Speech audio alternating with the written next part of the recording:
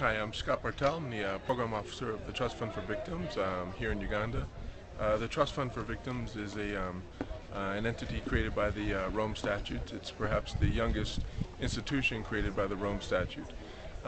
We have two mandates. One is to support reparations orders that the court may instruct the Trust Fund for Victims to implement. And our second mandate, which is what we're currently doing here in Uganda and in the Democratic Republic of Congo, is assistance, victims assistance programs.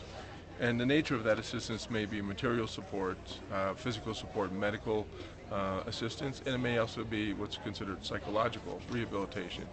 And so as part of our projects in northern Uganda, we provide counseling to former abductees and to survivors of sexual and gender-based violence. We also work with people who've been physically injured and mutilated and tortured during the conflict or have suffered serious burns, and so we work with them on counseling, but we also try to provide assistance to address their medical needs with reconstructive plastic surgery and prosthetics and artificial limbs and physiotherapy. And we have general surgery for people who have bomb fragments or bullets still lodged in their body. And so we try to attend to their physical injuries, but also their psychological injuries. And so we provide counseling and physical medical treatment to them. Another area of our project in the north is material support. And so we're working with former abductees and other affected communities. Some of these activities with the former abductees may be livelihoods training, vocational support, village savings and loan associations.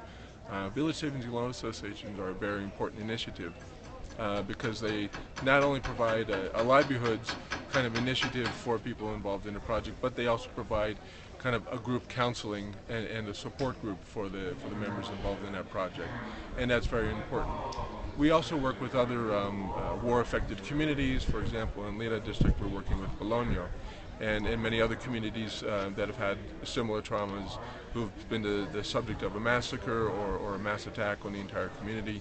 And so we're working with the broad community on agriculture extension projects of the livelihood initiatives and across the community, as well as counseling individuals in the community, but also families and large community-wide kind of localized reconciliation initiatives.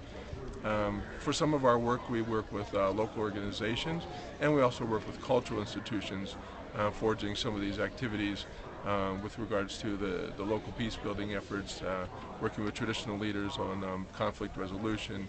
For example, now that the IDPs have largely returned home in most locations, land tenure is a large issue and a very challenging issue for families as they try to go and reclaim the family farm and reclaim their gardens and pursue their agricultural livelihoods out there. And the traditional leaders have large authority over resolving land disputes in the community. The Trust Fund for Victims has only been operational in a substantial way in Uganda for 2 years now. As I mentioned, we are the youngest institution created by the Rome Statute, and so we're still unknown and not well understood by the broader community, either internationally or by communities across northern Uganda and across Democratic Republic of Congo. But we are doing our best to increase understanding and awareness of our mandate, of our roles, and of the projects and services that we are providing through our 16 different partner organizations working across the north. And thank you for your support, and please contribute to the efforts of the Trust Fund for Victims.